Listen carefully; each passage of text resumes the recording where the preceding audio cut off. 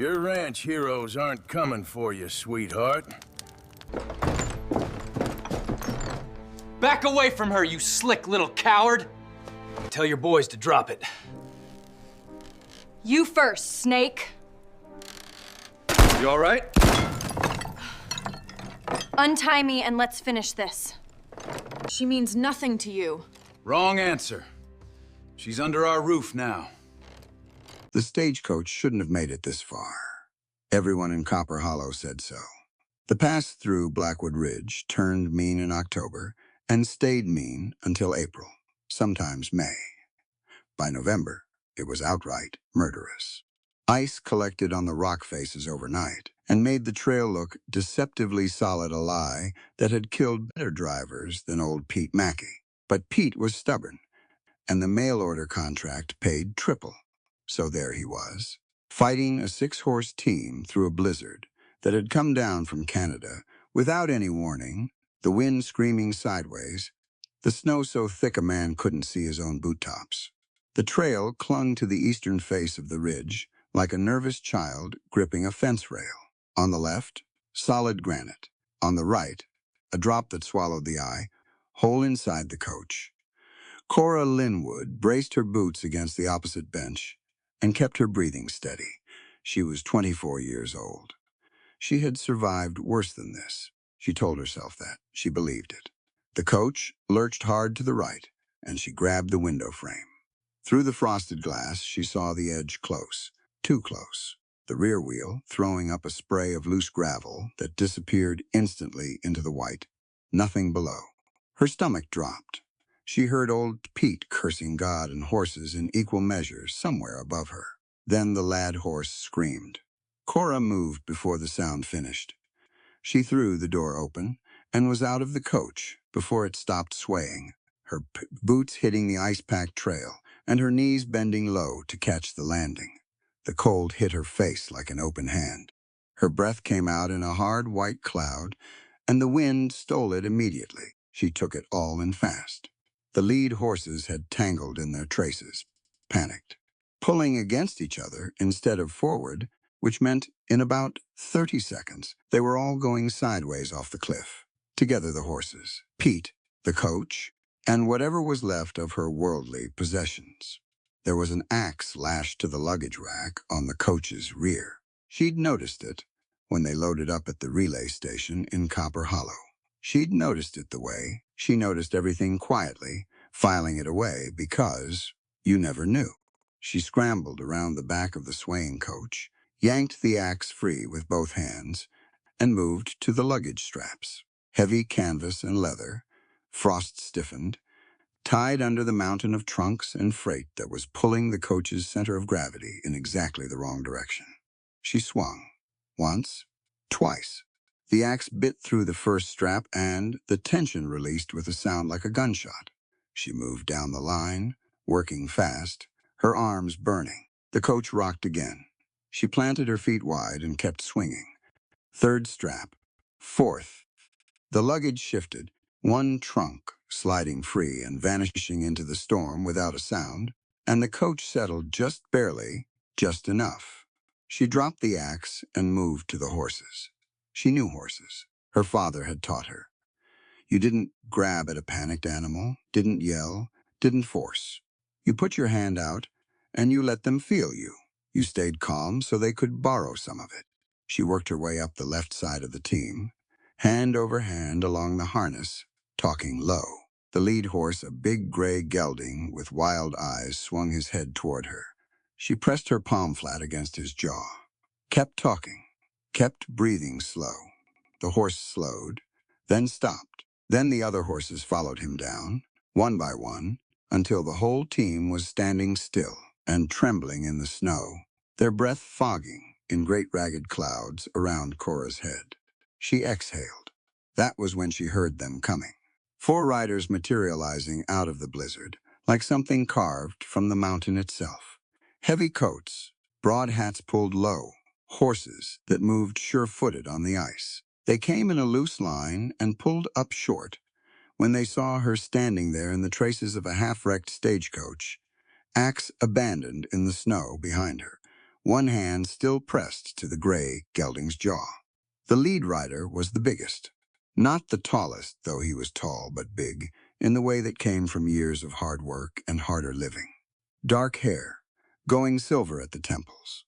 A face that looked like it had stopped registering surprise sometime around 1865. He studied her for a moment, then looked at the severed luggage straps, the scattered freight, the edge of the cliff, not 15 feet from the coach's rear wheel.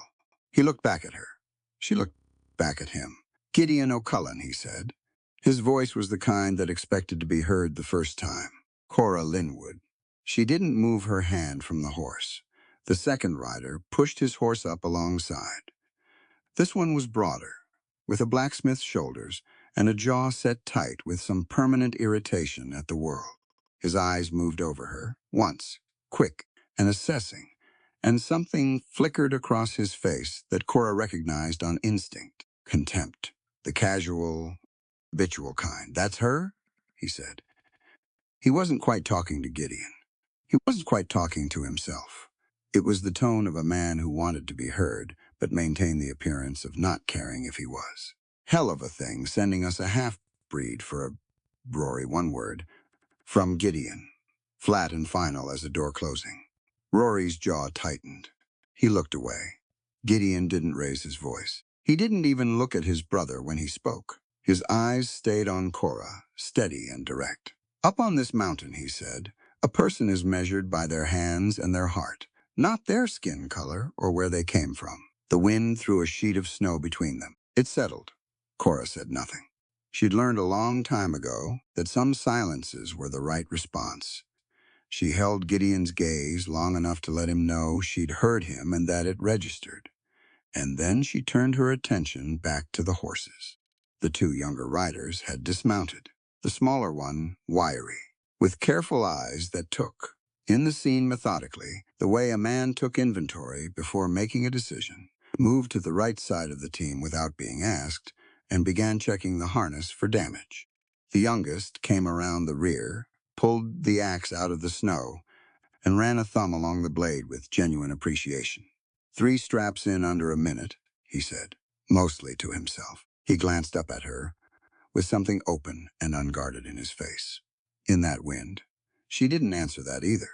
It hadn't been a question. Old Pete Mackey climbed down from the box, shaking, and immediately started talking about how he'd had everything under control. Nobody listened to him. The brothers worked around him with the efficient quiet of men who had spent their whole lives solving problems together without needing to discuss it first. The wiry one, the one with the careful eyes, straightened up from the harness and looked at her. "Jasper," he said, "I'm the one who'll be treating whatever you pulled in your shoulder doing that." Cora blinked. Her shoulder was throbbing. She hadn't said a word about it. He gave her a small, knowing look and went back to the harness. Gideon stepped down from his horse and walked toward the coach. He moved the way men moved, who had learned to walk quietly, not naturally, but deliberately, the old muscle memory of a soldier checking a perimeter. He glanced at the luggage that had survived, then at her remaining trunk strapped to the roof, then at her. "We've got maybe 40 minutes before this pass gets completely impassable," he said. "The homestead's 3 miles east." Cora nodded once. She reached up and untangled her hand from the gray gelding's bridle, giving him a final pat along the jaw. He leaned into it briefly. She walked to where the youngest brother was standing with the axe. "I'll take that back," she said. He handed it over without hesitation, and she lashed it to what remained of the luggage rack with the casual efficiency of someone who simply expected to need tools and intended to keep them close. The 4 brothers watched this without comment. She felt them watching. She was used to being watched for her coloring, for her eyes, for the way she moved, for the dozen things about her that made people in every town she'd ever passed through decide immediately that they'd figured out exactly who and what she was. She had learned to let them watch. She climbed back into the coach. What she didn't do was ask for help getting in, or check to see if they approved, or offer any explanation for a single thing she'd done in the last 10 minutes. The door closed.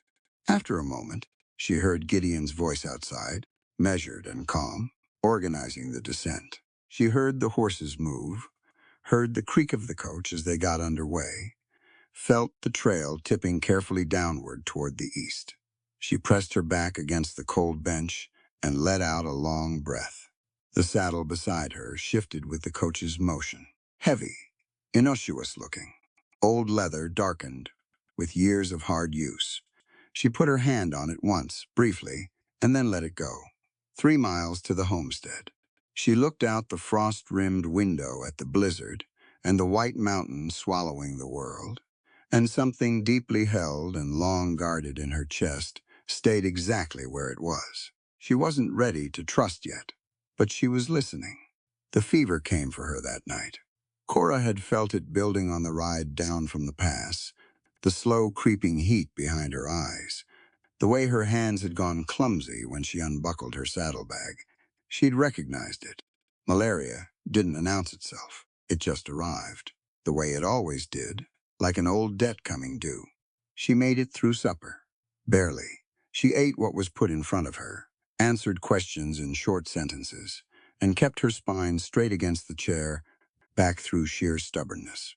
The 4 brothers moved around their own kitchen, with the practiced ease of men who had lived together a long time, and they gave her space without making a performance of it. She noticed that. What she didn't notice, because the fever was already stealing the edges of her vision, was Jasper watching her from across the table. His eyes moved over her face, the way they'd moved over that harness on the trail methodically, without urgency, cataloging. She excused herself after supper and made it approximately 12 steps past the bedroom doorway before her knees went. Flint caught her. He was the youngest, and he moved faster than she expected from someone that size, and he had her by the arms before she hit the floor, lowering her down like she weighed nothing. She heard him call out, sharp and clear, and then there were boots on the floorboards, and all 4 of them were in the narrow doorway at once, which would have been almost funny under different circumstances. Jasper was already moving. He pressed the back of his hand to her forehead and pulled it back fast. "Fever's bad," he said. "How long?" "It comes and goes." Her voice came out rougher than she intended. "Malaria. I've had it before." "I just need to lie down," Jasper said. Not unkindly, just certain. She was too tired to argue with certainty. They got her onto the bed. The small room off the main cabin that she gathered had been some kind of storage space, hastily cleared, a wool blanket stretched over the cot. Gideon built the fire up in the main room and left the door cracked. Flint disappeared and came back with extra blankets.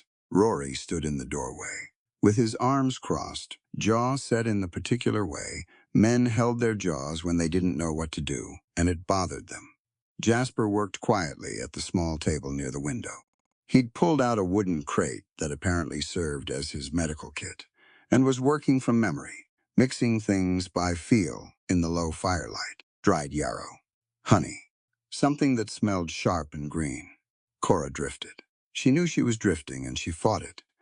But the fever had teeth. It pulled her down into the dark water of old memories, the ones she kept locked up tight during waking hours. She felt the familiar constriction around her wrists before she was even fully asleep. The old sensation of restraint, of waiting for the next terrible thing. She heard herself make a sound she didn't intend to make. Jasper was at her side immediately. She felt his hand near her face, not touching, just present, and she flinched back hard against the wall, her eyes coming open, but not quite seeing the room around her. She saw something else, somewhere else. Her body knew the difference between then and now, and right now it couldn't find the line. "Easy," Jasper said. His voice was low and unhurried. "You're at Blackwood Ridge. You're safe." She didn't believe him, not yet, but his voice was a rope, and she grabbed it. Gideon moved to the head of the cot and steadied her without grabbing, one hand warm and solid against the back of her head. Rory sat behind her, his broad back against the wall, letting her weight lean against his chest so she was slightly upright. She registered the size of him, distantly the steadiness. She expected it to feel like a trap, It didn't feel like a trap. Jasper came back into her line of sight. He had a wooden spoon and a small clay pot, and the smell coming off it was warm and sweet. Honey and herbs, something beneath it that was almost medicinal, but not harsh. He scooped a measure of the thick, amber-colored salve onto the spoon, and she tracked it with her eyes, without being able to summon the words to ask.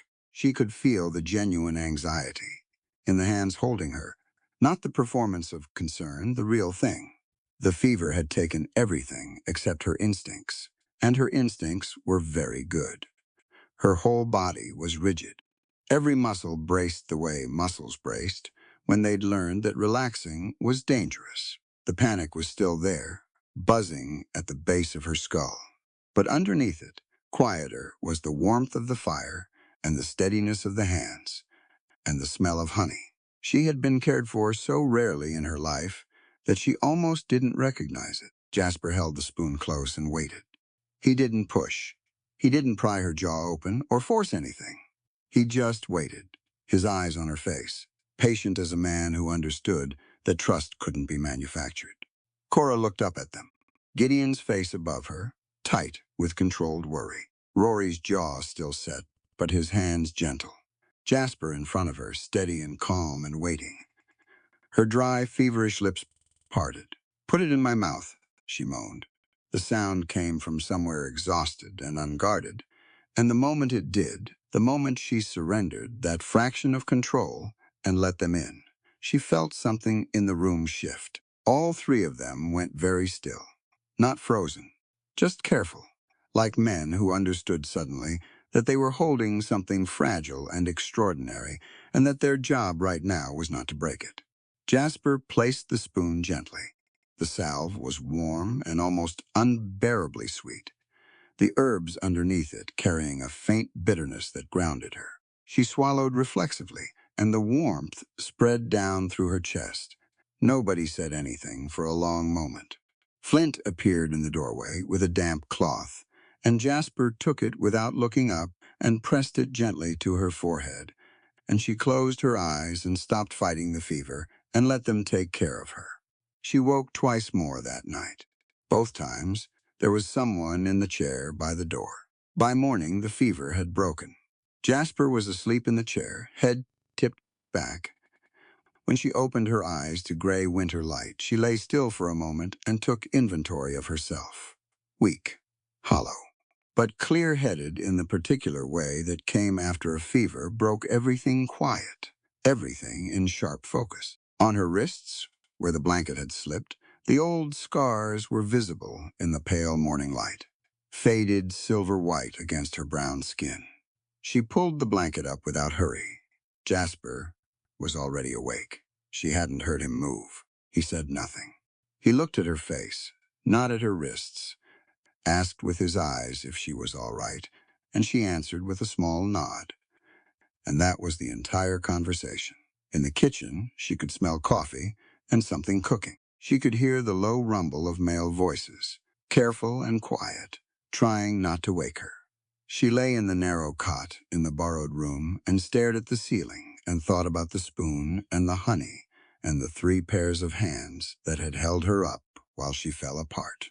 Then she got up, because that was what she did. The blizzard sealed them in on the 3rd day. It came down overnight, not the thin, mean snow of the first night, but a real one, the kind that turned the world outside the windows into a white wall. By morning, the door to the barn wouldn't open more than 8 inches before hitting a packed drift. Gideon and Rory worked for 2 hours with shovels just to get the animals fed. Inside the cabin, the world got very small. 4 men who were used to having the mountain to move around in were now confined to roughly 600 square feet of log walls, low ceilings, and each other's company. Cora watched them adjust to this, with the dispassionate interest of someone who had learned early that how people behaved when they were uncomfortable told you more about them than anything else. Rory was the loudest problem. Not because he was malicious, she'd revised that assessment over the first few days, but because he was restless by nature, and restless men needed something to push against. When there was nothing useful to push against, They found something else. He found flint. It started over firewood. Flint had stacked it wrong or in the wrong place, or with some insufficiency that Rory chose to interpret as personal disrespect. By mid-afternoon, they were not quite arguing, but not arguing either. Their voices sharp-edged and clipped, the tension in the cabin ratcheting up by degrees. Gideon sat at the table with a ledger open in front of him and said nothing. He'd learned, Cora suspected, that intervening only increased the duration. In the corner near the stove, an old ranch hound lay on a folded piece of burlap. He was a big dog once you could see it in his frame, but age had carved him down to something gaunt and stiff-jointed. He'd been injured sometime in the past. One rear leg healed badly, and cold weather made it worse. He lay with his chin on the floor and watched the room with dark, patient eyes. Cora had been watching him since morning. She was eating. Her appetite had returned with the end of the fever, but she was still rationing herself by habit, old habit, deep habit, the kind that formed when you didn't always know where the next meal was coming from. She had a small portion of dried meat in front of her, and she ate half of it slowly, chewing carefully, listening to Rory and Flint's friction build behind her. Then she picked up the remaining piece, walked to the corner, and crouched down in front of the old dog. She held the meat out flat on her palm, low and slow, letting him take it at his own pace. He lifted his head and ate it with grave dignity. She waited until he'd finished, then sat back on her heels and ran her hand along his flank, feeling for the spots that made him tense. She worked her fingers in careful circles along the bad leg. The dog exhaled, long and slow, like something releasing. His head went back down to the floor. Behind her, the argument had paused. She didn't look back. After a while, she stood up and crossed to where Gideon sat at the table. He looked up. She didn't say anything. She just moved around behind his chair and stood there for a moment, reading him, the way he held his shoulders, the stiffness across his upper back. She'd seen those scars. The night she collapsed when things were confused, she'd caught a glimpse when the blanket shifted. Old scars, combat-made, the kind that healed into ropey ridges that pulled the surrounding muscle. In cold weather, they pulled worse. She went and got the salve from Jasper's kit. Jasper looked up from the corner where he was reading. She held it up. He looked at Gideon's back. He nodded once and went back to his book. She sat on the bench behind Gideon's chair and opened the tin. He went still. She didn't ask. Asking sometimes made it harder. She just placed her hands flat on his shoulders, first letting him feel the intent before anything else, and then she began working the salve into the scar tissue along his upper back with slow, even pressure. Gideon sat perfectly motionless, not rigid, just very still, the way men went still when they were receiving something they hadn't asked for and didn't know how to respond to. Nobody in the room said a word. The fire crackled. Outside, the blizzard pressed against the walls with a sound like breathing. Rory had stopped talking entirely. Cora could feel him watching from across the room. Flint, too. There was something in the quality of their silence now that was different from the taut, coiled silence of 10 minutes ago. It had opened up.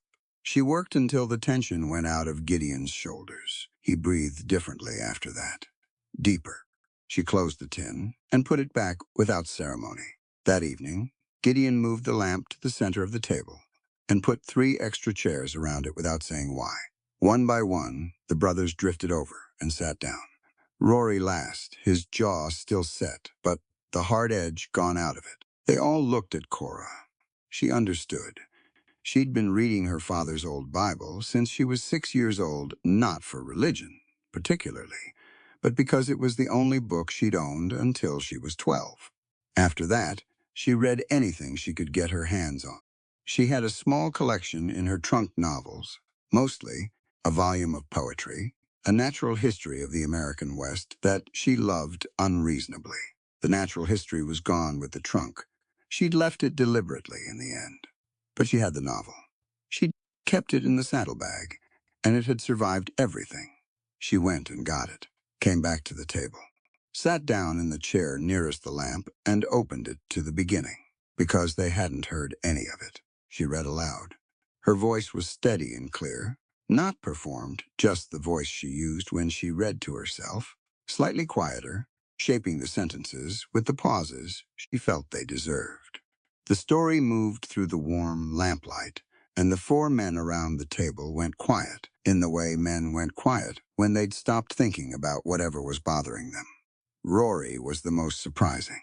He'd crossed his arms at the start and leaned his chair back slightly, the posture of a man, making clear he could take or leave what was happening. 20 minutes in, the chair was on all four legs and his forearms were on the table. She read for an hour. When she finally closed the book, the fire had burned down and the storm outside had eased to a low moan. Nobody moved for a moment. Flint was the one who finally spoke. He was looking at the middle distance, somewhere past the lamp, like a man finishing a thought that had started somewhere in the reading. Same time tomorrow, he said. Cora considered the four faces around that table. Gideon, with his old soldier's composure, something quieter underneath it now. Rory's arms uncrossed, his hands flat on the table. Jasper with his small, knowing half-smile. Flint looking at her with something uncomplicated and hopeful in his young face. Same time tomorrow, she said. She put the book on the corner of the table where everyone could see it. Then she said goodnight and went to bed, and in the morning it was still there. Waiting, the riders came on a Tuesday. Cora knew it was Tuesday because Jasper kept a small calendar nailed to the kitchen wall and crossed off each day every morning with a short black mark, the same way soldiers kept time in the field.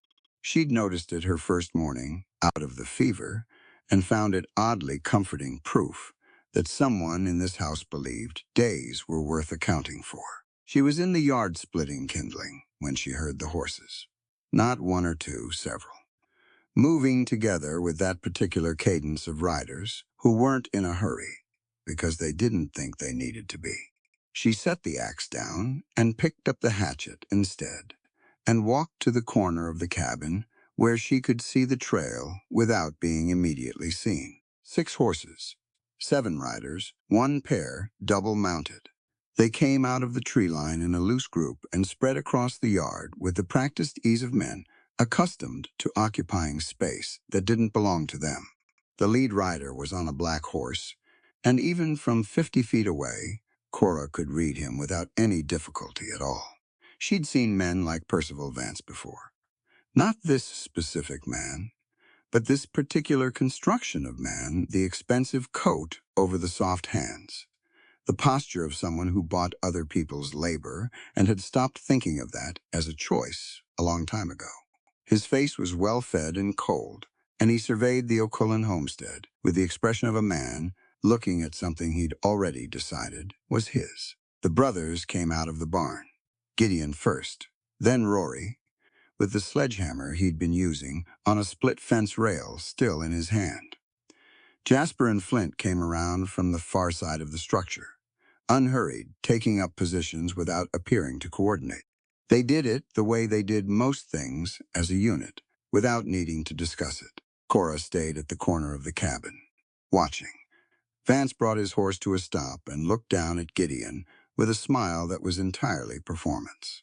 "O'Cullen," he said.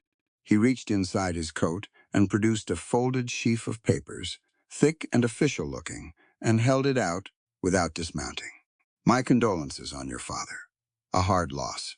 Gideon didn't reach for the papers. "State your business, Vance." Vance's smile didn't waver.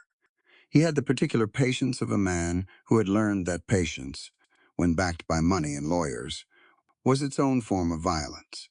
Your father was a practical man. We spoke. Near the end, he understood that the conglomerate's interests and his own could be aligned. He extended the papers again, more deliberately. Rory moved. Not toward Vance, just shifted his weight to his back foot and let the sledgehammer rest against his shoulder. Casual as you please. The message landed. 2 of Vance's riders adjusted their positions in response. Gideon took the papers. He read the whole thing, standing in the yard in the winter cold, taking his time while Vance waited and the horses stood, and nobody said anything. When he finished, he read it again, slower. Then he lowered it. This claims my father mortgaged the entire upper range and the south pasture, and the eastern water rights, Vance added pleasantly. The deed was witnessed and notarized. Everything is entirely in order. My father never mentioned any mortgage. Sick men often neglect to mention uncomfortable realities to their families. Vance tilted his head in something approximating sympathy. The debt is significant. The conglomerate is willing to be generous in its terms of acquisition. You'd retain the cabin structure and the near pasture enough to run a modest, "Get off my land." Gideon's voice didn't change volume. It never did. But something in it altered, the way the air altered before a storm, and Vance's horse felt it even if its rider pretended not to. Vance gathered his reins with a small, composed motion. "You have 30 days to examine the documents." He turned his horse. "I'd encourage you to use them wisely."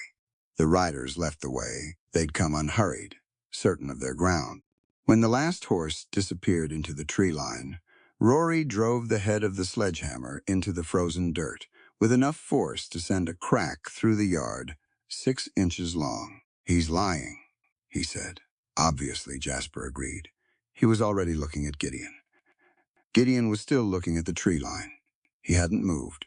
Pa was meticulous. 30 years of ledgers. Every transaction, every contract. He would not have signed this without documentation, without telling us. He paused. He would not have signed this at all. It was Cora who spoke next. She'd come away from the corner of the cabin without anyone noticing, which was its own kind of statement. She stood at the edge of the group and looked at the papers in Gideon's hand. "May I?" He handed them over. She read. She was a fast reader. Her father had taught her that words on paper were power, and power was worth learning to move through quickly. She'd read mining contracts, land surveys, territorial law. She'd spent 2 years reading everything she could find that related to how men like Vance operated. She found it on the 3rd page. "The notary stamp is from a firm in Helena," she said. "Pacific, Meridian, Legal Services." She looked up. Pacific Meridian is a subsidiary of the conglomerate. They notarize their own documents. Any territorial court would want independent verification. Flint stared at her. "How do you know that?" She folded the papers and handed them back to Gideon. She'd been carrying what she needed to tell them for 3 weeks, waiting for the moment that made it necessary. The moment was here. "Because Percival Vance killed my father," she said. The yard went very quiet. "My father was a miner. Independent claim, 12 miles south of here. Good silver vein. He'd been working for 4 years. She kept her voice level. She'd told this story before, inside her own head, many times. Vance wanted the claim. My father refused to sell. 8 months later, my father was dead and the claim deed had been transferred to the conglomerate. She paused. The death was listed as illness. Sudden onset. Rapid decline. Gideon's jaw shifted. "Same as our father." "Yes." Nobody moved for a moment. "There's more," she said. "Your father knew. He figured it out. Vance had been poisoning him, slowly. But your father was careful, and he was stubborn, and he found a physician in Billings who helped him understand what was being done." She let that land. "He didn't die immediately. He took small, controlled doses of antidote, enough to slow the decline, to buy himself time." She looked at Gideon steadily. "He was waiting for me to arrive." Rory took a step forward. "You're saying our father knew you were coming." "Specifically, we exchanged letters for 4 months. He'd found out what happened to my father. He had his own evidence documents, records of the poisoning, financial records connecting Vance to the fraudulent transfers." She paused again. "He needed it to get out of Blackwood Ridge without Vance knowing. He couldn't trust anyone local, so he used the mail order arrangement as cover." She looked at all 4 of them. He was a practical man. He found a practical solution. The silence that followed was dense and complicated. Flint was looking at the ground, and she could see him doing the math his father's final weeks. The rapid decline, the things that hadn't added up at the time. Jasper stood completely still with his arms at his sides. Rory had his back half turned, one hand pressed to the fence rail, his shoulders working through something he wasn't putting into words. Gideon looked at her for a long time. "The evidence," he said. "Where is it?" She held his gaze. Safe. He accepted that.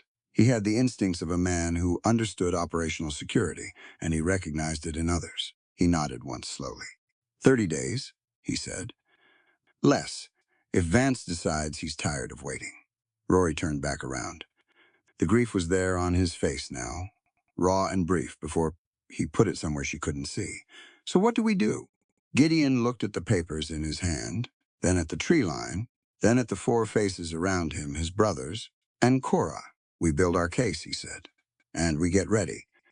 That night, no one read from the novel. They sat around the table, with the lamp burning low, and talked through what they knew and what they needed.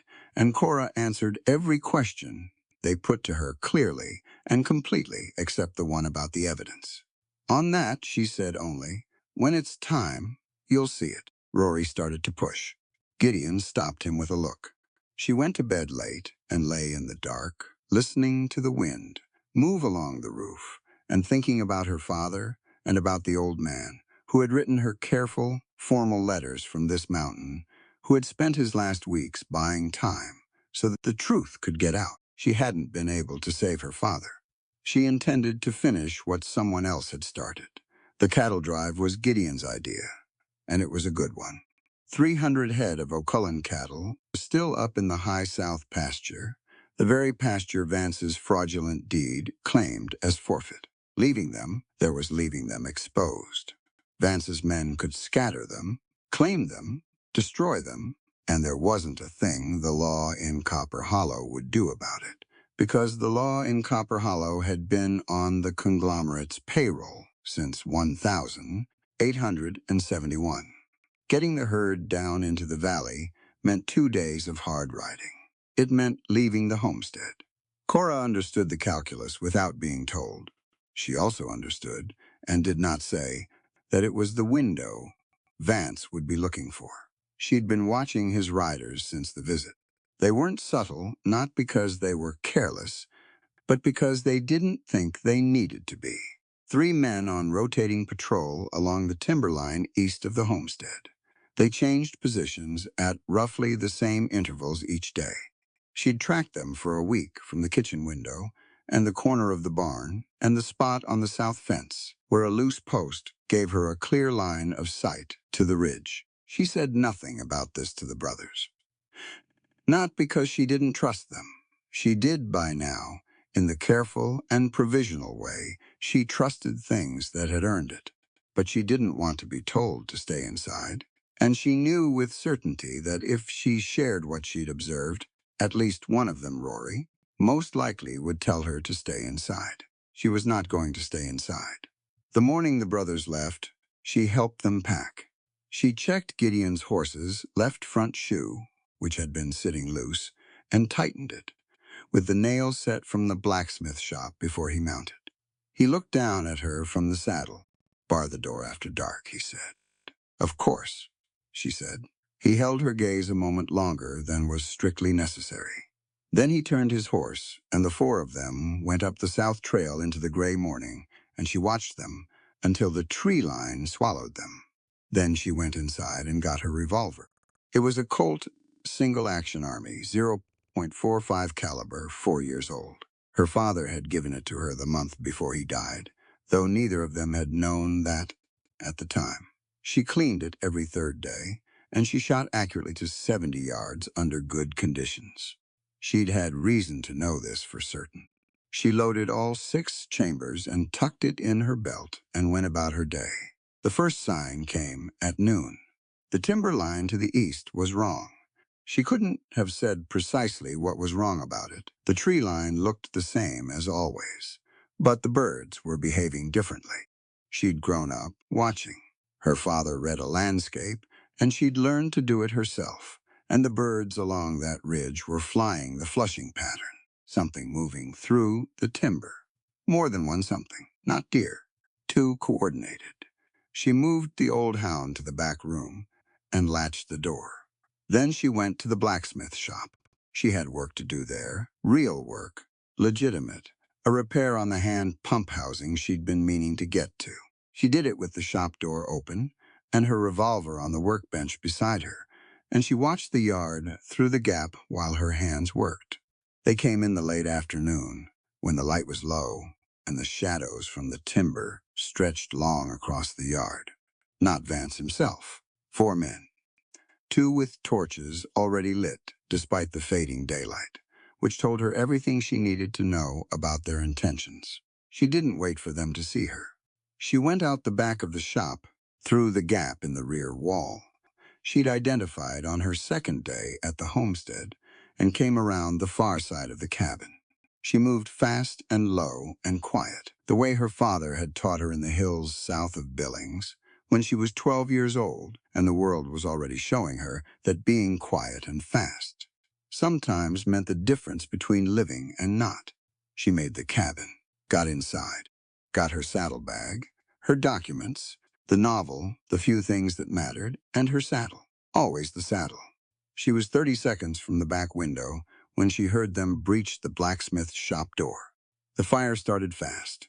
Old dry timber, 2 torches, men who'd done this before. She could hear it, the specific roar of a structure fire catching, and she was already moving around the back of the cabin, toward where her horse stood, in the small rear paddock, looking at the sky with the whites of his eyes showing. She talked him down, got the saddle on, got the bags tied. Behind her, the blacksmith shop was fully involved now, the orange light throwing shadows across the snow. One of Vance's men came around the corner of the cabin and saw her and shouted, and she put her horse between herself and him and kept moving. She didn't make it to the trail. There were 2 more of them on the north side, positioned and waiting, and her horse shied at the sudden appearance, and she fought for control. And in that moment of distraction, there were hands on her, and she went down hard into the snow, and her revolver skidded 8 feet and came to rest against the fence post. She fought. She was good at fighting. Not elegantly, she'd never been trained, but practically, with full commitment, elbows and knees, and her full weight applied to the most vulnerable places she could reach. She gave them real trouble. But there were 3 of them, and the third one was very large, and eventually she stopped winning. The last thing she saw before they got a hood over her head was the iron trunk, her father's trunk, the one she'd shipped ahead, lying open in the snow, smashed, its contents scattered across the blood-stained white. Papers, her father's ledger, the small things she'd kept for years, her empty revolver on the porch where one of them had kicked it, the trunk open and empty in the snow. She went still inside the hood, and she let them think she'd given up. She had not given up. She was counting. Paces, turns, the quality of the cold air and the sounds around her, and how long they'd been moving. She was filing everything away with the same meticulous attention she'd used her whole life for exactly this situation, the one where you had nothing left except what was inside your head. The saddle was on her horse. Her horse was gone. She'd heard him bolt when the fighting started. The saddle was somewhere on this mountain. Everything Vance thought he'd destroyed was still there, stitched into the underlining of the old leather, in her own hand, on 14 pages of thin paper. She held on to that. The brothers came back in the dark. She wasn't there to see it, but she knew what they would find. The blacksmith shop, a smoldering ruin against the black sky, its orange bones collapsing inward. The main cabin damaged along the western wall, the window shattered, the interior ransacked, her iron trunk broken open on the blood-stained snow, her empty revolver on the porch, which was the worst detail, the one that would tell Gideon immediately that she hadn't left voluntarily. She knew what Gideon would do. She'd watched him long enough to know. He would drop to his knees in the crimson snow, because Gideon O'Cullen was a man who kept everything controlled and even, and the only time men like that broke was when the thing they were trying to protect was gone. He would go down, and he would grab a handful of that bloody ice, and he would make a sound into the storm that had nothing to do with strategy or tactics or the 30 days on Vance's notice. And then he would stand up. And then they would come for her. She knew that the same way she knew. The saddle was still out there in the dark, and the evidence was intact. And Vance had made a very serious mistake in underestimating what a dead miner's daughter had been quietly preparing for a very long time. She kept counting. She kept herself present, and she kept her mind working. And she waited for the O'Cullen brothers to come and find her, because they were going to come, and when they did, she intended to be ready. They rode through the night. Gideon set the pace hard, sustained, the kind of riding that used up horses and men alike. Nobody complained. Rory had found her boot tracks in the snow behind the cabin, and Jasper had found the blood. And after that, there was nothing to say that the riding itself didn't say better. Flint had found her horse. The dark gelding had bolted 1/2 mile up the North Trail and tangled his reins in a deadfall. Flint brought him back leading behind his own mount, and the saddle was still on, and all 4 brothers looked at it, and then at each other, and nobody touched it. She'd told Gideon the evidence was safe. He believed her.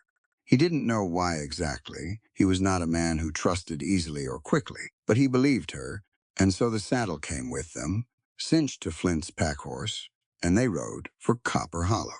The town came into view at first light. Not much of a town, a mining boom town thrown up fast and cheap in 1869, all raw lumber and ambition and whiskey. One main street with a rutted center, an assay office, a general store, 3 saloons, and at the far end, the largest building on the strip, the conglomerate's regional headquarters, which operated, with some lack of imagination, out of the back rooms of the Silver Meridian Saloon. Gideon pulled up at the tree line and studied it. "Flint," he said, "I see it." Flint was already looking at the roof lines.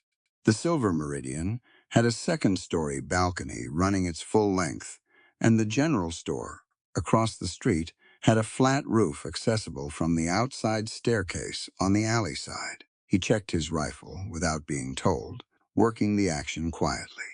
"How long do you need?" "Long enough," Gideon said. Flint peeled off and circled wide without another word, keeping to the alley side, moving fast and low through the gray morning. Gideon looked at Rory. Rory reached into his saddlebag and produced the sledgehammer. Jasper checked his sidearm and the short knife on his left hip and rolled his shoulders once, loosening them. He caught Gideon's eye. "I'll go in through the back." They moved. Inside the Silver Meridian, at that hour, there were a handful of men sleeping off the previous night at the bar, a card dealer with nothing to deal, and 3 of Vance's hired men playing a listless game of poker near the front window. The bartender looked up when the door came open. He took one look at Gideon O'Cullen's face and stepped back from the bar without being asked. The 3 poker players were slower. By the time the first one registered what was happening, Rory was already inside. It didn't last long. Rory, with a sledgehammer in tight quarters, was not a prolonged engagement. Jasper came through the back at the same moment, moving clean and efficient through the narrow space, handling the 2 men who came out of the back hallway before they fully understood why they were in the hallway. He worked close and fast, and neither man got a shot off. The building cleared. Gideon went through the main room without stopping and hit the door at the far end. The hallway beyond opened into a large back room, set up as a real desk, real furniture, the conglomerate's pretense at civilization. Kerosene lamps burning, papers stacked on every surface. Vance was there. He was not alone. 2 men flanked him, both armed, both already reading the situation. But there was a third thing in the room. Cora. She was on her feet. They hadn't put her in a chair. She clearly hadn't allowed it, her wrists bound in front of her with rope, her face marked from the struggle in the yard. She was standing with her back to the far wall, and her chin up, and her eyes absolutely alert and cold, tracking every person in the room simultaneously. She saw Gideon, and something in her face changed. Not relief exactly. Confirmation. The look of someone who had predicted a thing and was watching the prediction fulfill itself. Gideon's 2 flanking men went for their weapons. What happened in the next 4 seconds was the consequence of a lifetime of living at Blackwood Ridge. Gideon moved right, putting furniture between himself and the line of fire. Through the front window came the sharp crack of Flint's rifle from across the street, not at anyone inside, but at the lamp on the left wall, which exploded and threw the room into uneven shadow and wrecked both men's aim entirely. In the confusion, Jasper came through the side door. Vance did not go for a weapon. Vance, to his credit, was smart enough to understand the arithmetic of the room. Instead, he grabbed the iron from the fireplace. It was a branding iron. The conglomerate used them on seized cattle.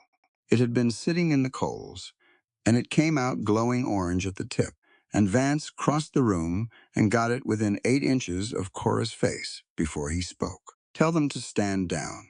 His voice was steady. He'd done something like this before, or near enough. "Tell them to put their weapons on the floor, or I will ask you some questions with this iron until they decide to do it themselves." The room went still. Cora looked at the iron. She looked at Vance. Her jaw was set. She said nothing. Gideon came through the door.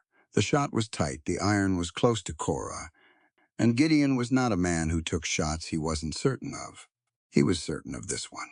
The .45 round hit the iron's handle 3 inches below Vance's grip, and the force of it tore it from his hand and sent it spinning across the floor, trailing a thin arc of orange ember. Vance stumbled back. Gideon crossed the room in 4 strides, put himself between Vance and Cora, and turned his back on Vance entirely to look at her. It was a deliberate thing. Turning your back on a man was a statement, and Vance understood it as exactly what it was. "You all right?" Gideon asked. Cora looked at her bound wrists, then at him. "Cut these." He did. His knife was out and through the rope in one motion, and she pulled her hands apart and shook them out without expression. Rory had Vance backed against the desk by then, and Vance was performing a version of composure that involved keeping very still. Outside, they could hear Flint's boots on the staircase. Jasper appeared in the doorway, checked the room, and came in. Vance looked at Cora. He looked at the 4 brothers arranged around the room. He reassembled his expression into something approaching contempt. "This changes nothing," he said. "Legally, the deed stands." And this, he gestured at Cora with his chin, a dismissive, practiced motion. "This woman has no standing, no rights of claim. A biracial woman in the Montana Territory cannot bring testimony, cannot hold property, cannot—" "Shut your mouth," Rory said. "It is a legal reality, not an opinion. Whatever she's told you, whatever evidence she claims to have, no territorial court will." Gideon stepped over him, not around him, over him, past him, placing himself physically between Vance and the room, the way you stepped over something on the ground that didn't require any further attention. He turned to face the room, and his voice was quiet and entirely final. "On Blackwood Ridge," he said, "anyone who touches an O'Cullen gets fed to the buzzards." He paused. "She is family." The words landed in the room and sat there. Vance opened his mouth. Rory put a hand on his shoulder and pressed him down into the desk chair with approximately 1/4 of the force he was capable of applying, which was still enough to make the chair creak. Flint came through the door, breathing hard from the stairs, his rifle in one hand. He looked at Cora, at the marks on her face, the rope burns on her wrists, and his expression did something complicated that he was too young to fully conceal. Jasper was already moving toward her. He'd been cataloging the damage from the doorway. He looked at her wrists, her face, and started with the wrists without asking. The same way he always worked, reading the injury, before the person could downplay it. Cora let him. She stood in the middle of the room that Vance had set up as his stronghold, and she let Jasper examine her wrists, and she looked at Gideon. "We still need the circuit judge," she said. "I know, and the miners. The independent miners, the ones the conglomerate has been squeezing. They need to see the evidence themselves. Vance has enough money to survive a legal ruling if it's just us." She flexed her fingers where Jasper was working. "But he can't survive all of them. Gideon studied her for a moment. You've had this planned. I've had parts of it planned. She glanced at Vance, who was sitting very still in his chair, with Rory's hand on his shoulder. He filled in the rest. Someone went for the sheriff. Someone else, Flint, moving with the restless energy of a man who needed to be useful, went to find the circuit judge, who was 3 days out on his quarterly rounds and could be intercepted at the Billings relay station. Vance sat in his chair. He wasn't going anywhere. Not because of the brothers, though, that was a factor, but because running would be an admission, and Vance was still, even now, calculating, still betting on the legal structure he'd built, still confident in the weight of the conglomerate's money. Cora watched him calculate. She knew what he didn't know yet. She had 14 pages stitched into a saddle that was currently tied to a packhorse outside, and those 14 pages were going to dismantle every calculation he'd ever made. She was looking forward to telling him. They held Vance in the Silver Meridian for 2 days. The sheriff of Copper Hollow, a lean, cautious man named Aldous Breed, who had kept his job for 6 years by being very careful about which way the wind was blowing, at any given moment arrived within the hour of the confrontation. He looked at the room. He looked at Vance. He looked at Gideon O'Cullen, who handed him the fraudulent land deed with the Pacific Meridian notary stamp and laid out the chain of events with the concise, organized clarity of a former military officer presenting a field report. Breed listened to all of it. Then he looked at Vance. Vance said, with great confidence, "I'll have my lawyers here from Helena in 3 days." Breed thought about it for a while. Then he locked Vance in the back room of his own establishment and posted himself outside the door, which Cora thought was a reasonably decent decision for a man in his position. The circuit judge arrived on the afternoon of the second day. His name was Harlan Pruitt, and he was 62 years old and had been riding the Montana Territory Circuit since before it was a territory. He was a small man with a large mustache and the particular weathered patience of someone who had heard a great many lies in courtrooms that weren't really courtrooms, saloon back rooms, trading post floors, the open air of a mining camp. He sat up at Vance's own desk, which Cora felt was appropriate. Vance's lawyers had not arrived. They sent a telegram instead. Pruitt read the telegram, set it aside, looked at both parties over his mustache. Let's begin. Vance's case was presented first by Vance himself in the absence of his lawyers. He was smooth. He was organized. He had the notarized deed, the signed mortgage documentation, 2 witnesses who had conveniently observed the elder O'Cullen's signature, and a carefully constructed narrative about a grieving family's reluctance to accept their patriarch's financial decisions. He was also, Cora noted, watching her across the room with the first genuine uncertainty she'd seen on his face since the confrontation in the office. He'd had 2 days to think about what he didn't know. She could see him trying to calculate the gap. Pruitt looked at Gideon. Response? Gideon stood. He presented the medical documentation Jasper had found in his father's effects, the letters from the physician in Billings, the careful notes the elder O'Cullen had kept about his own declining health and his suspicions about its cause. He presented the elder's own financial ledgers, 30 years of meticulous record-keeping, with no mention of the conglomerate mortgage anywhere in their pages. Pruitt studied the ledgers for a long time. "The notary," he said.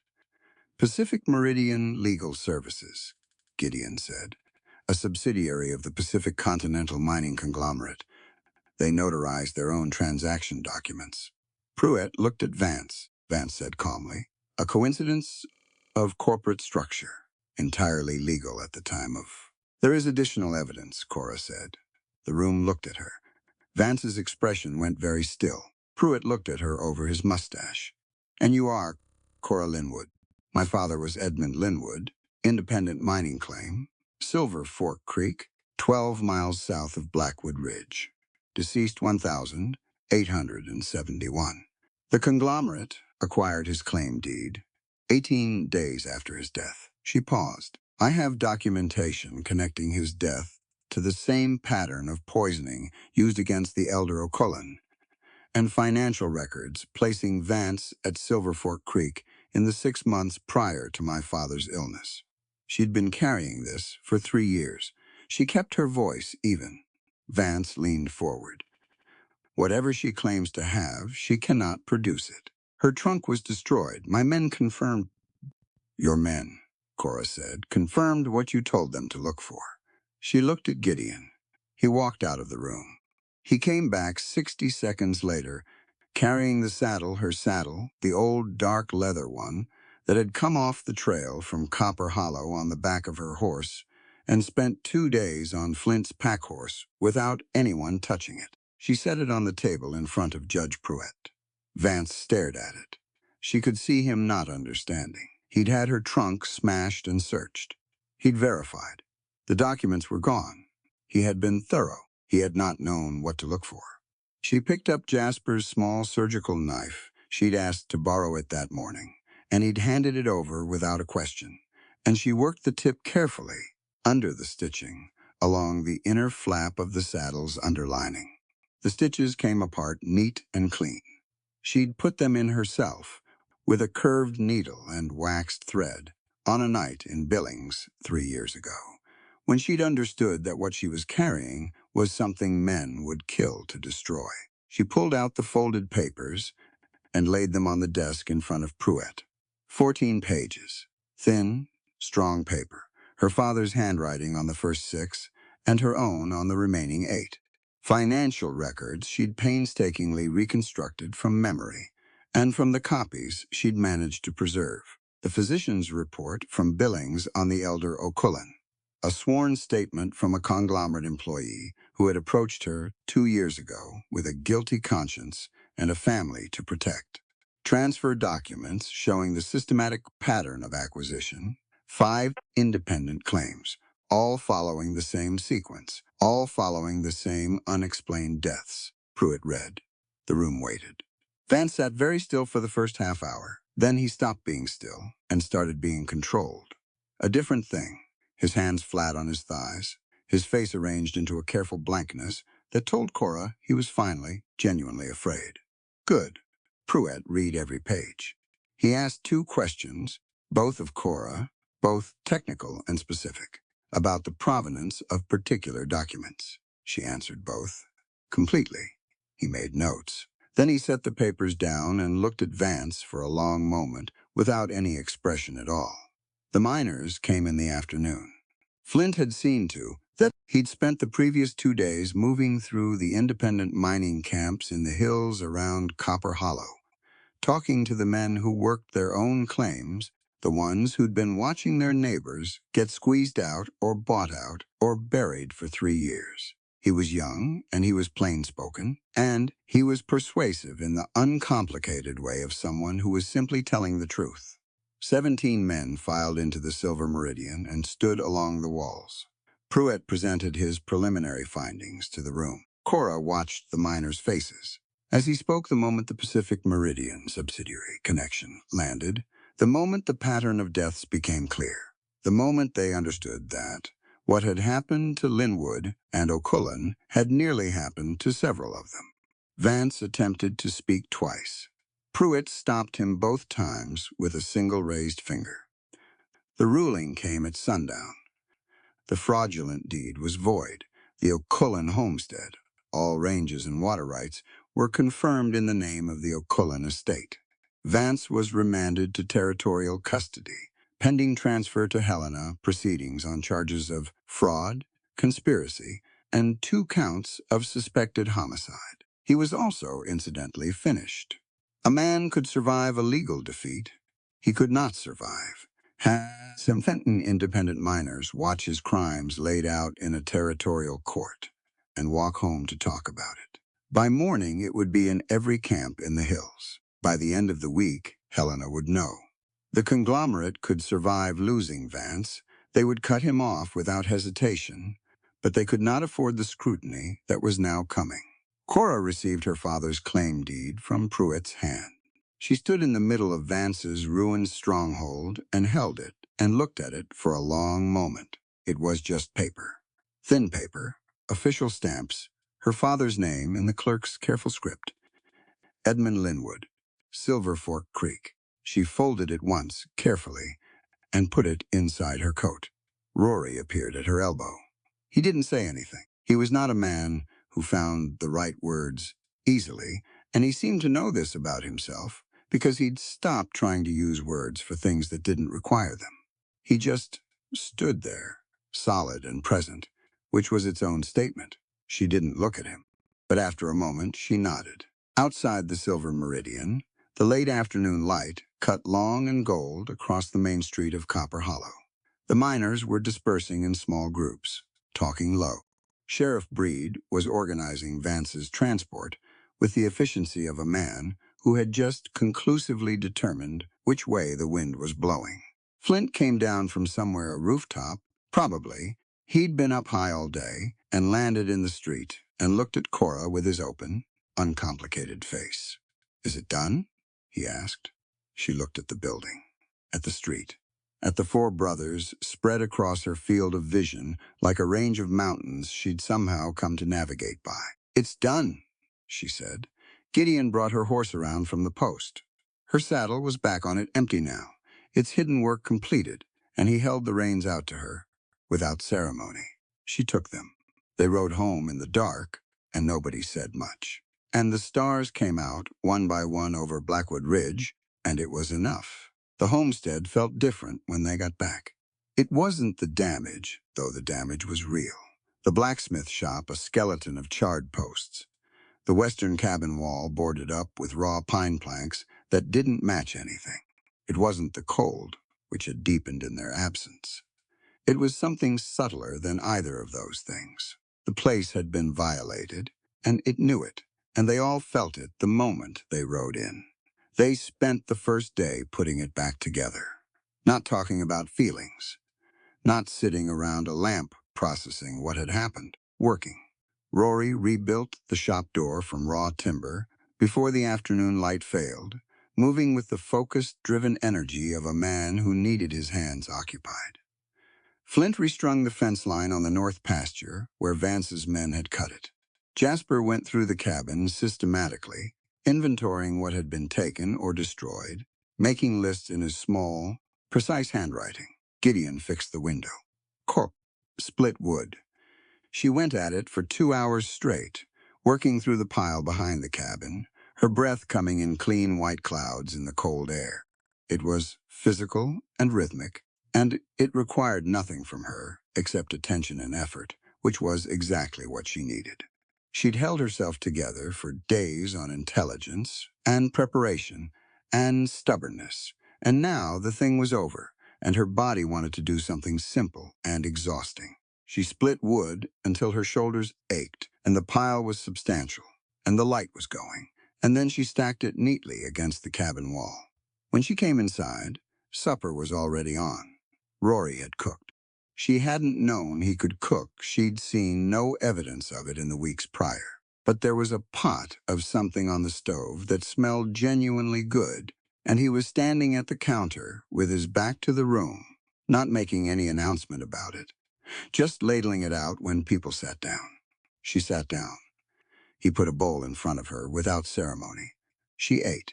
Nobody talked much at supper. After, when the dishes were done, the four brothers seemed to arrive at some wordless agreement, the way they did when they were going to have a conversation that none of them particularly wanted to have. Gideon pushed back from the table slightly. Rory stayed at the counter, leaning against it with his arms crossed. Jasper had his chair turned sideways, looking at the fire. Flint sat with his elbows on his knees and his eyes on the floor. They were all in the same room at the same time, and none of them were moving toward the door or finding reasons to be elsewhere. Cora understood. She'd been waiting for this in a way. She'd watched each of them across weeks of close living, the way feelings built in men like these, slowly and without acknowledgement, until the weight of it became unavoidable. She understood all four of them by now. She'd been paying attention. She also understood herself. She set her hands flat on the table and looked at the room. "I want to say something," she said. and I need all of you to listen to it completely before anyone responds. They looked at her, all four of them in their different ways. Gideon direct and still, Rory guarded but present, Jasper with his calm, level attention, Flint with his undefended face. I am not a prize, she said. I'm not a reward for what was done this week, and I'm not a debt anyone owes anyone else for any arrangement made before I arrived here. I know what I am and what I'm worth, and I've known it since long before I set foot on this mountain. She paused. I also know what I need, not what I've been told I should need, or what was written in some contract, what I actually need. She looked at Gideon. I need your strength, the kind that holds a room together when everything in it is trying to come apart. She moved to Rory. I need your protection, not the performance of it, the real thing. The person who stands in the gap when it matters. She looked at Jasper.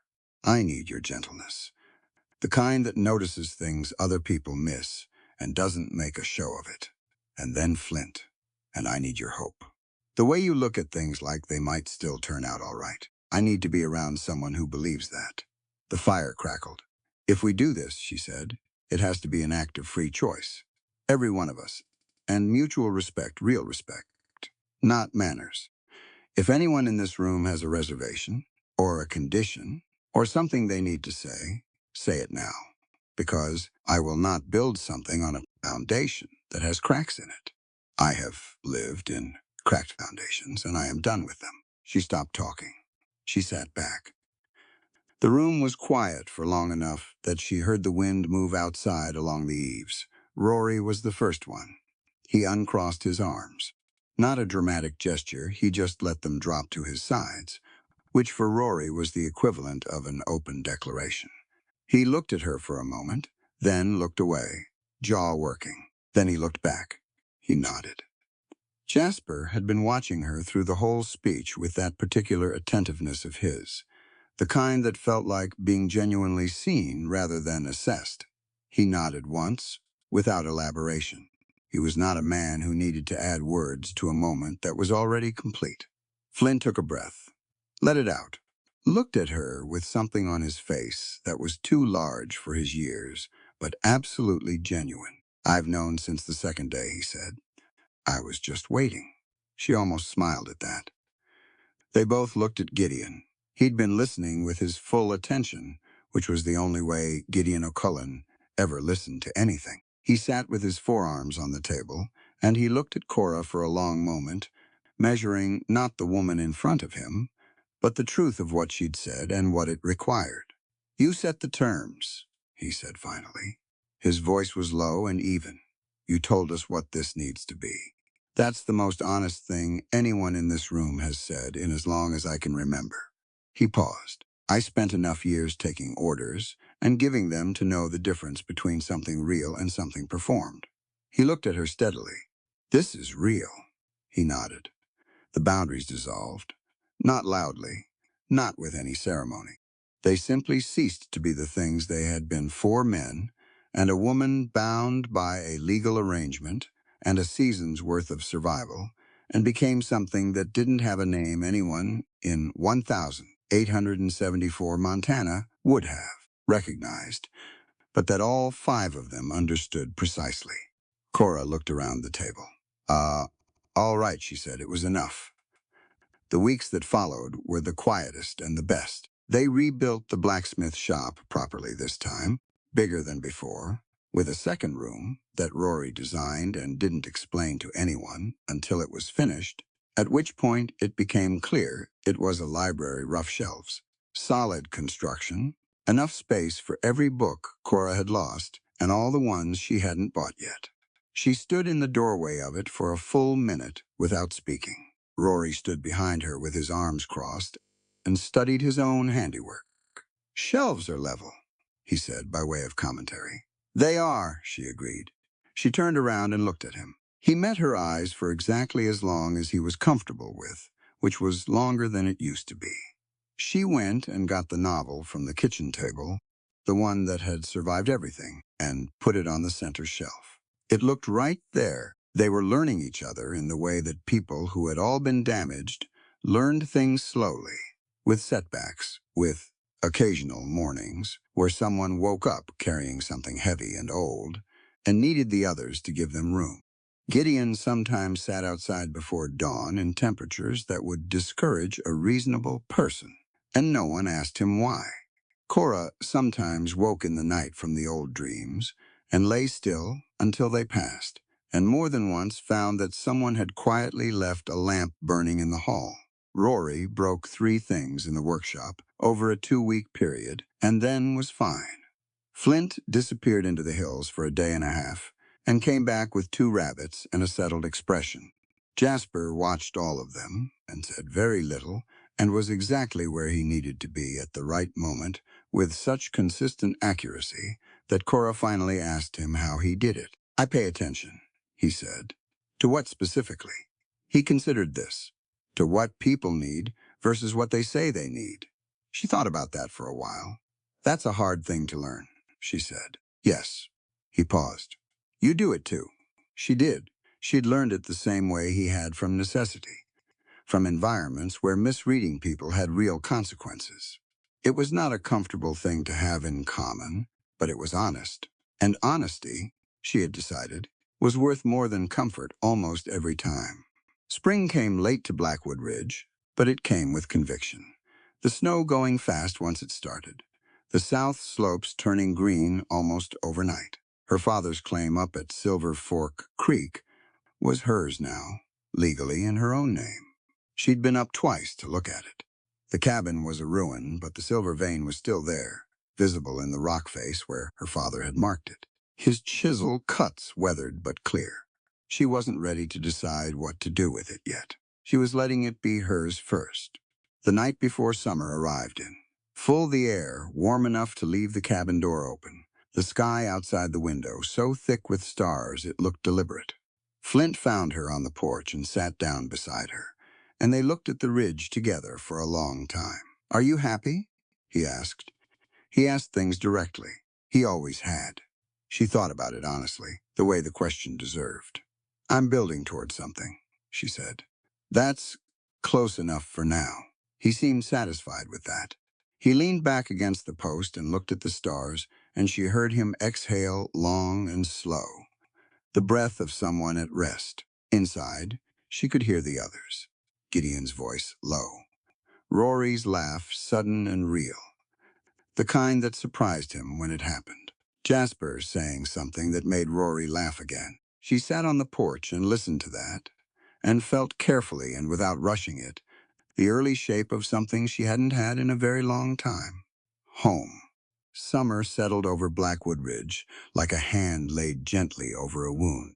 The new cabin smelled of fresh pine, really smelled of it, the sharp, living sweetness of recently cut timber, the sap still present in the walls. They'd rebuilt it bigger, taking their time through spring, all 4 brothers and Cora, making decisions together about where walls went and how windows faced and what the place needed to be.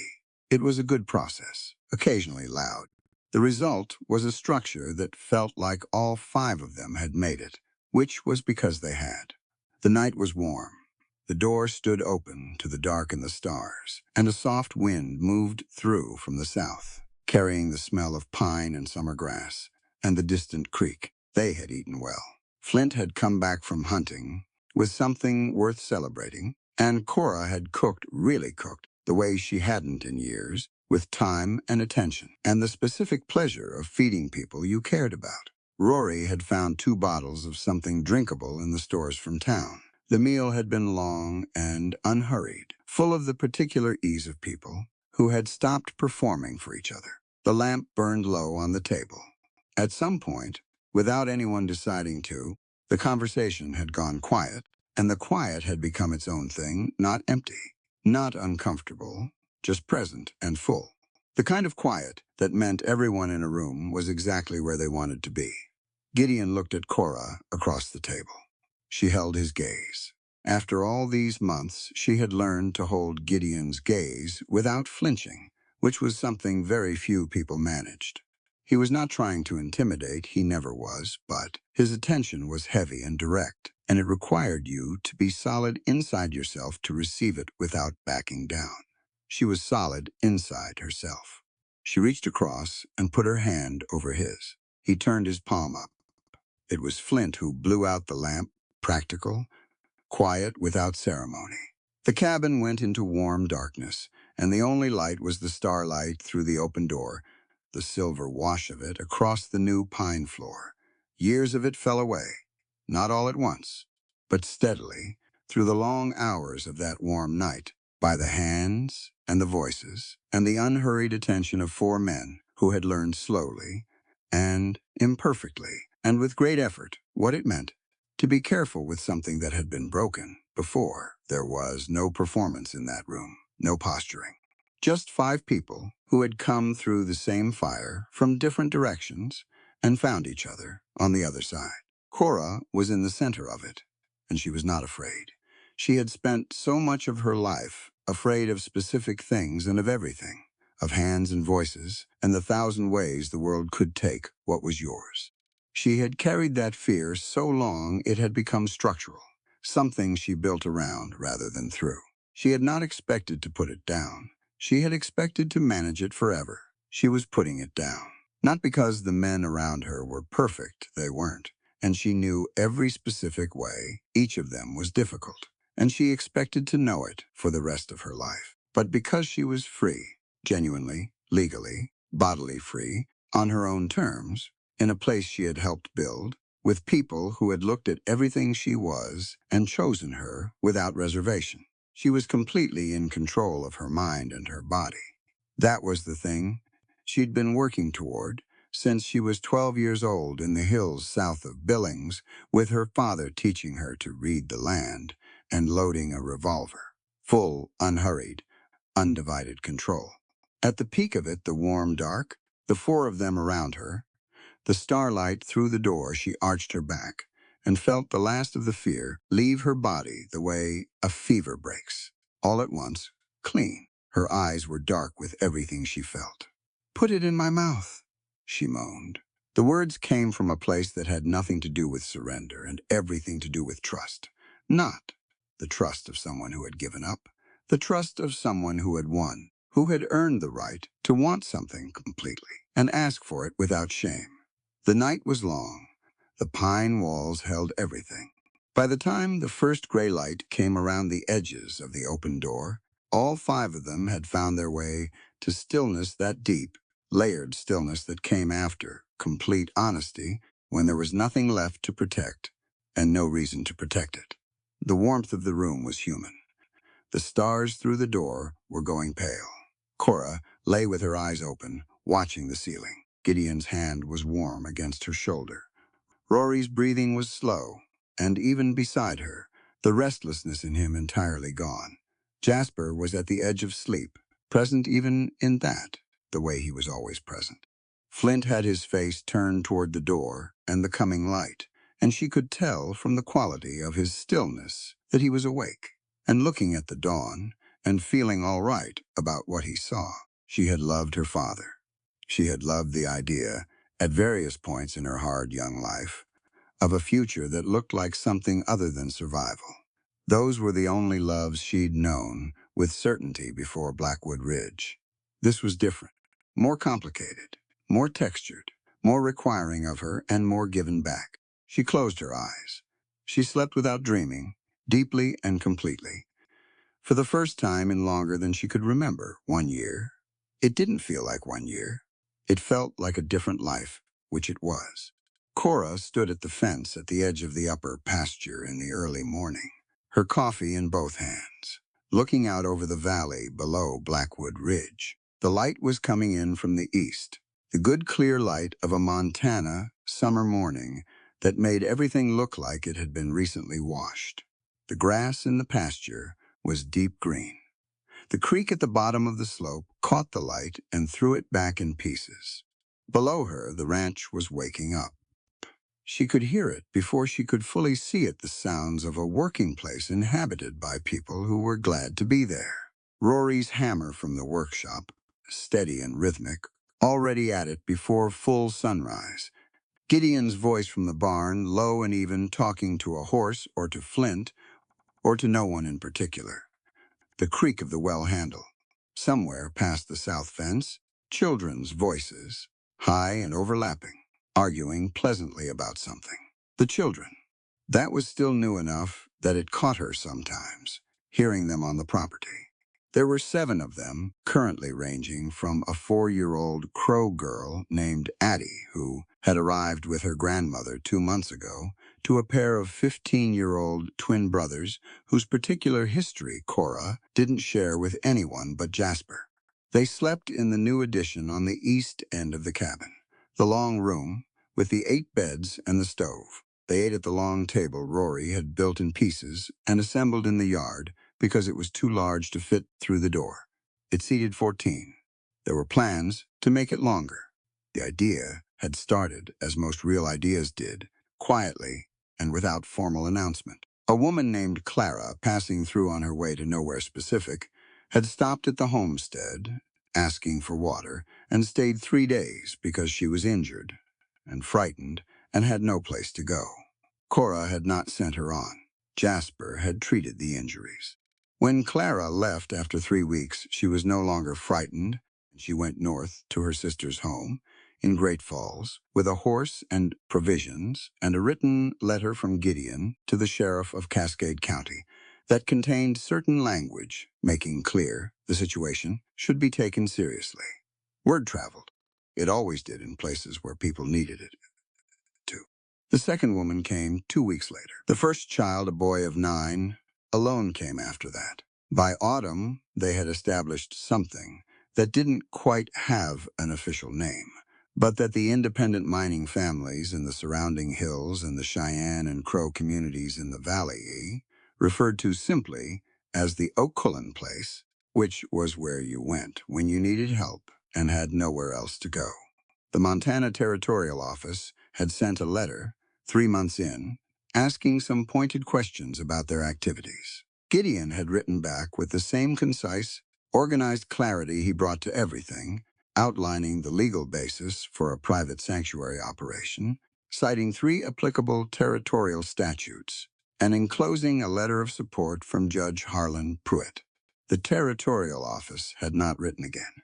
Cora went back inside to start breakfast. The kitchen was large, now they'd extended it east, when it became clear that feeding 17 people required more than 600 square feet of original cabin. The long work table ran the length of the new wall.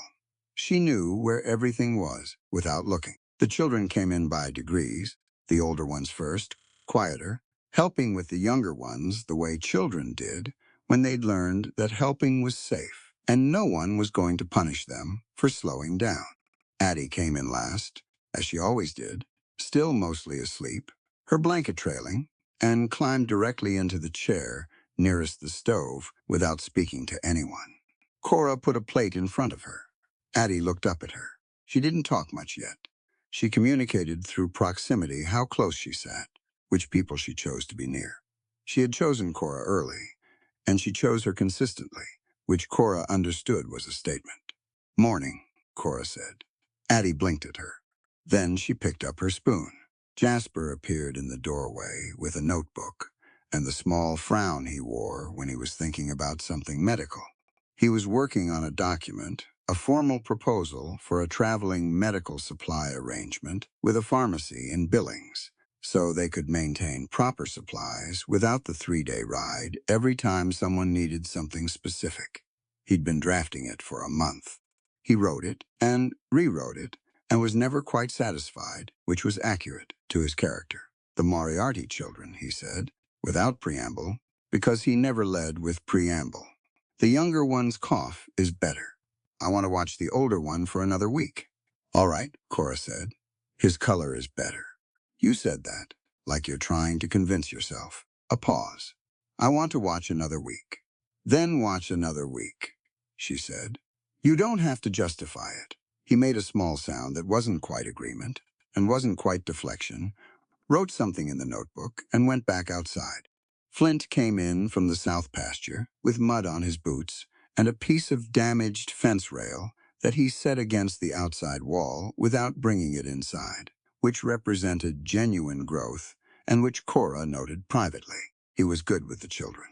He sat down at the table, and three of the younger ones immediately shifted in his direction, gravitating toward his particular warmth, and he accepted this without making anything of it, which was why it worked. He poured his coffee and looked at her across the kitchen. The creek trails washed out a little more. We'll need to recut it before the cold. Tell Gideon. Already did. He's thinking Thursday works for me, she said. This was what it looked like now. The daily, practical, human texture of a life built on purpose and maintained with care. Not the dramatic thing, though they'd had the dramatic thing. And she carried the marks of it in places no one could see, and that people could. This was the work of afterward. Harder, in some ways, less visible, more necessary. She was teaching in the afternoons. Mornings were the ranch and the homestead, and whoever needed what. Afternoons, the older children who were willing gathered in the library room, Rory's room, with its level shelves, and Cora taught. Reading first, always, because that was the one thing she would not allow anyone under her roof to leave without. Then writing, then numbers.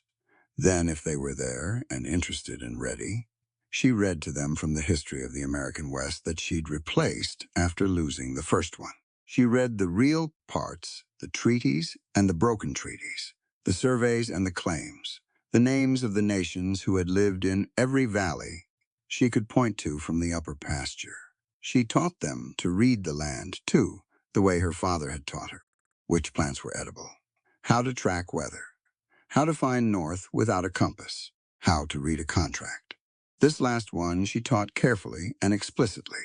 She sat at the low table with whoever was old enough to understand it, and she went through a real document, usually one of Vance's old papers, of which they had kept copies, and she showed them, line by line, where the deception lived, where the language worked against you, where to look for the subsidiary stamps and the circular notarizations and the clauses buried in the third paragraph of the second page. You protect yourself with knowledge, she told them.